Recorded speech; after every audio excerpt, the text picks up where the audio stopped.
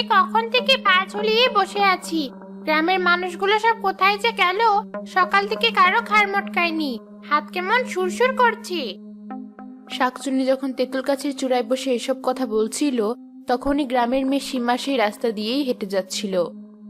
তাড়াতাড়ি পা চালিয়ে হাঁটতে হবে, নইলে মা ভীষণ রাগ করবে। ওই তো একটা মেয়ে, কি মজা! কতদিন পর কচি হাঁটছি পাবো। আর একটু কাছে আয়, অমনি তোর ঘাড়টা এমন ভাবে মটকাবো আর জীবনে সোজা করে কিছুই দেখতে পাবি না। ওই তো সেই তেঁতুল গাছ। মা তো বলেছিল ওই তেঁতুল গাছে নাকি শাকচুন্নি থাকে। ওই রাস্তা দিয়ে যাব না, তাহলে যদি শাকচুন্নি আমাকেও ধরে ফেলে। এ কি, মেয়েটা ওদিক দিয়ে যাচ্ছে কেন? তাহলে কি আমার কচি হাড় চিবানোর স্বাদটা স্বাদই রয়ে যাবে? আজকাল গ্রামের লোকদের যে কি হলো, এই রাস্তা দিয়ে কেউই হাঁটতে চায় না। বেশ, আমি দেখছি কি করা যায়। শাকচুন্নি গাছের চূড়া থেকে নেমে এক সুন্দরী মেয়ের রূপ ধারণ করে সীমার কাছে গিয়ে বলল, এই যে মেয়ে, আমাকে কদমতলির রাস্তাটা একটু দেখিয়ে দেবে? বহুদূর থেকে এসেছি এখানে। কে আপনি? আর কদমতলি তো ওই তেঁতুল গাছের ওদিক দিয়ে যেতে হয়, আমি ওদিকে যাব না।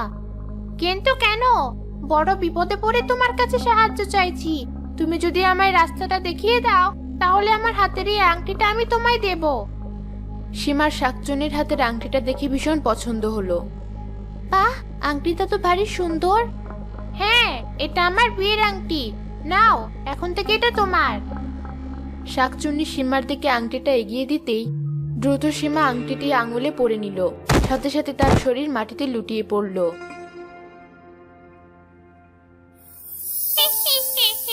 কি ভেবেছিলি আমার কাছে ধরা দিবি না? অত সোজা না। আমিও দেখি এবার কে তোকে আমার হাত থেকে বাঁচাবে।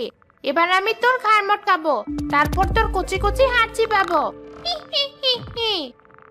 শাকচুন্নি যখনই মাটিতে লুটিয়ে পড়ে থাকা সীমার ঘাড় মটকাতে গেল, তখনই সীমার সুন্দর মায়াময় চেহারা দেখে তার মনে একটা দুষ্টু ইচ্ছা তৈরি হলো। মেয়েটা তো ভারী সুন্দর। আমি যখন মরে ভূত হয়েছিলাম, আমার কি জঘন্য চেহারা ছিল। কেউ আমায় পছন্দ করতো না। একবার যদি এই মেয়েটার ভিতরে ঢুকতে পারতাম, তাহলে ভারী মজা হতো। কথাটা বলেই শাকচুন্নি আবার তার আংটিটি পরে ফেললো। সাথে সাথে তার আত্মা সীমার ভেতরে চলে গেল, আর সীমার আত্মা শাকচুন্নির ভিতরে চলে গেল। কি, আমার শরীর এমন ভয়ানক হলো কি করে? আর তুমি, তুমি কি? তোমার চেহারা হুবহু আমার মতো কেন? হি হি হি হি, আমি শাকচুন্নি, যার ভয় তুই তেঁতুল গাছের কাছে যেতে চাইতি না। তবে আজ থেকে তোকে ওই তেঁতুল গাছেই থাকতে হবে, আর আমি থাকবো তোর বাড়িতে। হি হি হি হি। না, আমাকে ছেড়ে দাও, দয়া করে আমায় বাড়ি ফিরে যেতে দাও। একদম চুপ, নইলে এক্ষুনি তোর ঘাড় মটকাবো। তখন বাড়ি যাওয়ার স্বাদ দূর হয়ে যাবে। যা, এখন থেকে ওই তেঁতুল গাছে বন্দি হয়ে থাক। কথাটা বলতে সীমার আত্মা তেঁতুল গাছে বন্দী হয়ে গেল। শাকচুন্নির আত্মা সীমার শরীরে ঢুকে গ্রামের রাস্তায় হেঁটে বেড়ালো।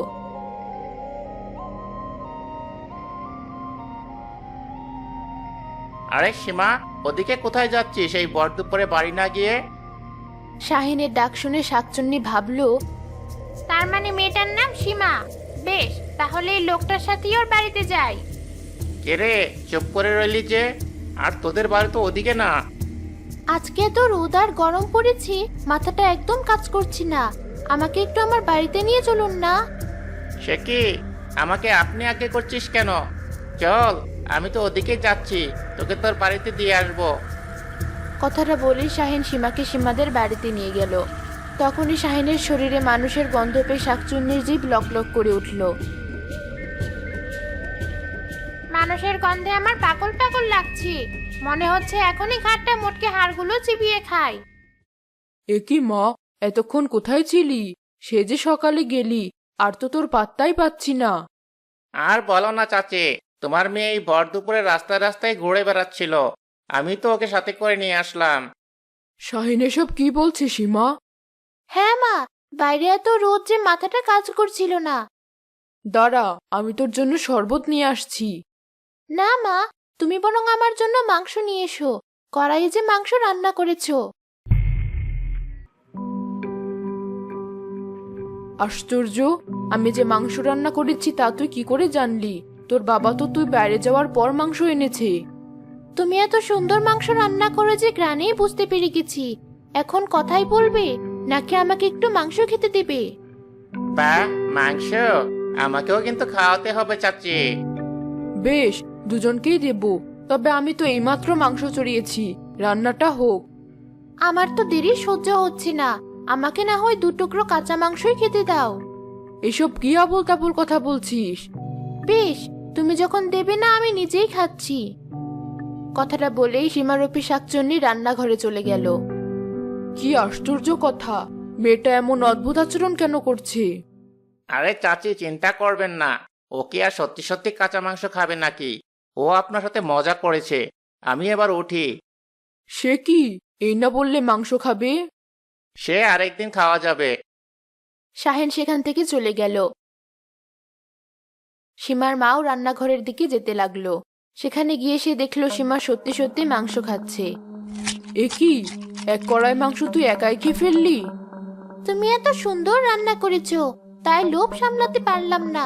তুমি কিছু মনে করনি তো মা? না মা, আমি কিচ্ছু মনে করিনি। যা, এবার গিয়ে একটু বিশ্রাম কর। বেশ, তাই যাচ্ছি।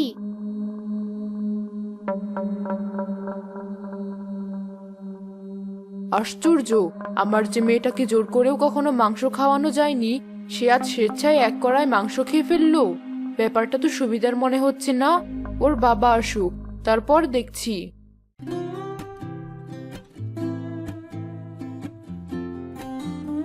শিবার মা, কোথায় গেলে? এই দেখো, কত বড় একটা মাছ নিয়ে এসেছি।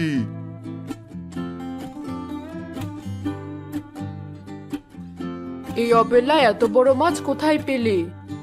আর বলো না, দোকান থেকে ফেরার সময় দেখি মালিকের পুকুরে মাছ মারছে, তাই সেখান থেকে এই বড় রুইটা দেখে দাম করে নিয়ে এলাম।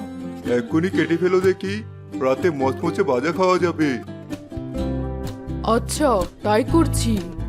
তার আগে আমাকে খেতে দাও, আজ কতদিন পর আয়েশ করে মাংস ভাত খাবো। যাই, হাত মুখ ধুয়ে আসি। কিন্তু কি হয়েছে?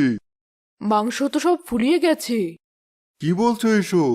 2 কেজি মাংস নিমিষেই ফুরিয়ে গেল? আমিও তো তাই ভাবছি।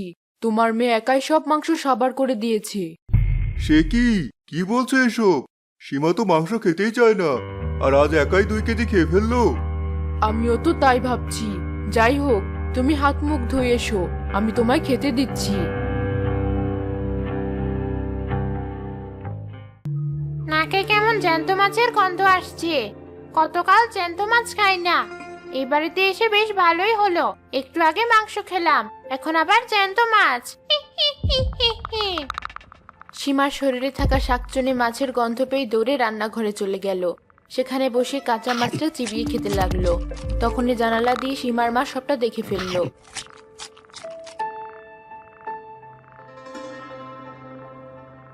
এ আমি কি দেখছি? আমার মেয়েটা কাঁচা মাছ খাচ্ছে। এই কিছুতেই আমার মেয়ে হতে পারে না। এক্ষুনি ওনাকে গিয়ে সবটা বলি। যে করেই হোক, আমার মেয়েটাকে বাঁচাতেই হবে। এসব তুমি কি বলছো? আমি সত্যি বলছি, এই অলক্ষণে মেয়ে কিছুতেই আমার হতে পারে না।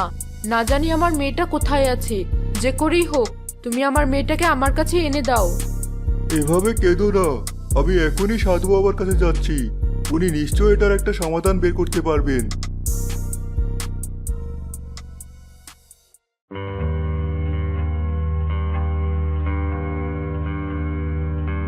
চিন্তা করিস না, তোর মেয়ে ঠিকই আছে। তোর বাড়িতে যে আছে সে তোর মেয়ে না, সে হলো তেঁতুল গাছের শাকচুন্নি। আর ওই তেঁতুল গাছের শাকচুন্নি তোর মেয়েকে তেঁতুল গাছে বন্দি করে রেখেছে। কিন্তু বাবা, আমি কি করে আমার মেয়েকে উদ্ধার করব? তাহলে শোন, শাকচুনির হাতে এক জাদুর আংটি আছে, যার শক্তিতে শাকচুনি তোর মেয়ের আত্মাকে ওই তেঁতুল গাছে বন্দি করে রেখেছে। একবার যদি ওই আংটিটা তেঁতুল গাছে ছোঁয়াতে পারিস, তাহলে তোর মেয়ের আত্মা ওখান থেকে মুক্তি পাবে। কিন্তু বাবা, আমি কি করে শাকচুনির হাত থেকে আংটি খুলবো? এই নে, এটা হলো পবিত্র বিচুটে পানি। একবার যদি এটা ওই শাকচুনিকে খাওয়াতে পারিস, তাহলে ও নিজেই ওর আংটি খুলে ফেলবে, আর সাথে সাথে ওর আত্মা চিরতরে ধ্বংস হয়ে যাবে। বেশ বাবা, আপনাকে অসংখ্য ধন্যবাদ।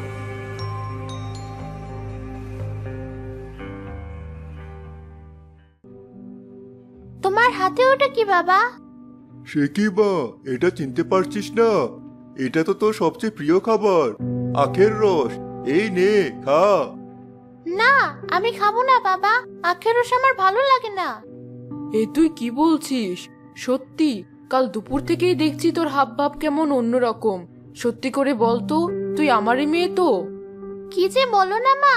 দাও দেখি বাবা, আমি এক্ষুনি আখের রস সবটা খেয়ে ফেলছি।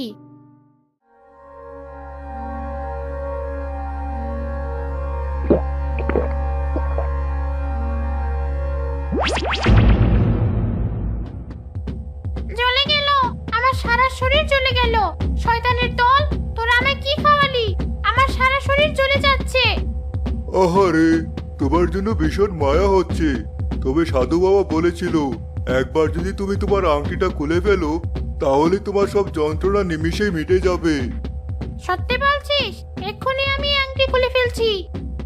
শাকচুন্নি দ্রুত তার জাদুর আংটি খুলে ফেললো। সাথে সাথে সেখানে শাকচুন্নির আত্মা চিরতরে ধ্বংস হয়ে গেল। ঠিক হয়েছে, ওই যে শাকচুন্নির আংটি। এবার তাড়াতাড়ি চলো, আমার মেয়েকে উদ্ধার করতে হবে।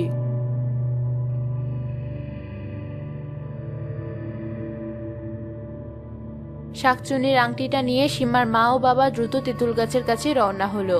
সেখানে গিয়ে আংটিটা তেঁতুল গাছের ছোঁয়াতেই সীমার আত্মা মুক্তি পেল। তোমরা এসেছো মা? আমি তো ভেবেছিলাম আর কখনোই এখান থেকে মুক্তি পাবো না। আমাকে ক্ষমা করে দে মা, ওই শাকচুন্নিকে দেখেও আমি চিনতে পারিনি। তুমি এভাবে বলো না। ওই শাকচুন্নি আমার চেহারা ধারণ করে তোমাদেরকে বোকা বানিয়েছে। হে মা, তবে বিধাতার কাছে লাখ লাখ শুক্রিয়া। অবশেষে তিনি তোকে আমাদের কাছে ফিরিয়ে দিয়েছেন। আমার বুকে আয়। সীমার মা ও সীমার বাবা সীমাকে জড়িয়ে ধরলো।